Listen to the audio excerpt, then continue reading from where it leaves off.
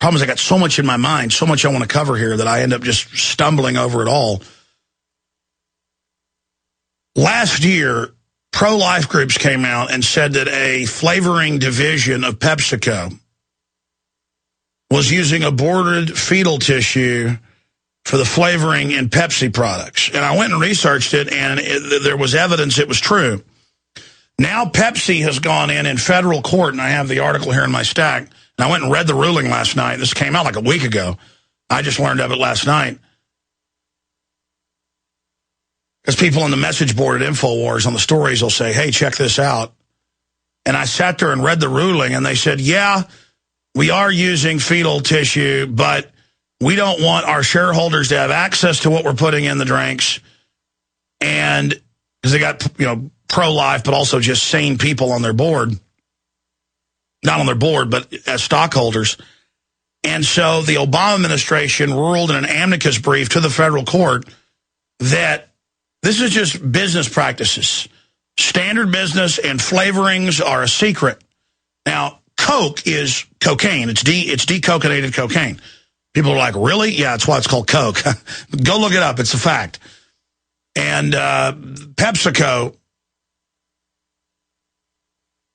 goes along those lines and uses the denatured cocaine flavor. But I thought I would start here today where I begun last week when Jon Rappoport was on the nightly news show, bringing this up because he'd been writing about something that's now been picked up by the mainstream, that all these bioethicist journals that are the prestigious groups that sit over the hospital boards are saying, yeah, we're going to kill even healthy babies. Forget the debate about killing babies that have problems. Pretty soon, oh, you're blind. Oh, you have hearing problems. You're dead. Oh, your genetics show you're aggressive. We say that's a handicap. You're dead. They say kill babies up to 3 that are healthy. And there's a new article out, bioethicist professor drugged the population to accepting green world order with chemicals in the food and water. That's already going on. See, we're in this nightmare scenario, so I wanted to raise that with him, that even when I can't believe something's real, that they're using baby fetuses for flavoring, I knew they were using them for women's cosmetics. I knew that it was in a lot of the vaccines, but, I mean, it's in the Pepsi. Jon Rappoport of NoMoreFakeNews.com. I mean, the dehumanization is just incredible, John. Hey, Alex, it goes across the board. I mean, you can start with genetically modified food. You can start anywhere in the food chain. But this piece in the Journal of Medical Ethics was basically a recommendation that said anything that can be aborted before birth can be killed after birth for the same reasons or no reasons, without it being a crime or even something you have to blink at, because this is not a real person yet.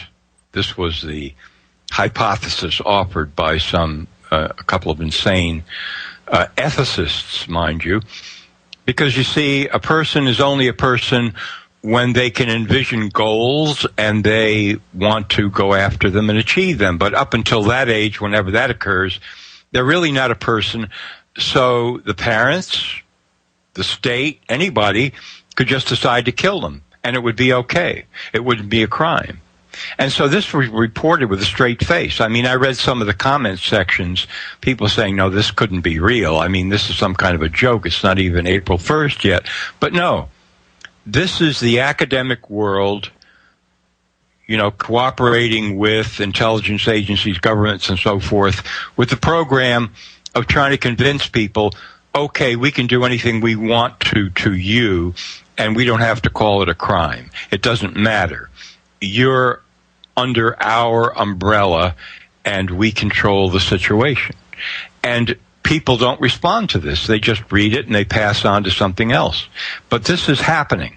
This is like saying, we've got a guy over in Princeton University, Lee Silver, who said for a long time now, well, what we really need to do is, and this is going to happen, we're going to genetically engineer the human race. And people who can afford to buy the good genes, they'll buy them in the free market.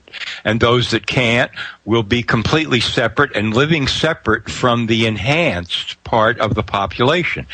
Well, this is mainstream academia. We're not talking about people hiding in bunkers somewhere, cooking up bizarre scenarios. This is not Island of Dr. Moreau. This is what they really are doing. And I think you hit the nail completely on the head when you pointed out.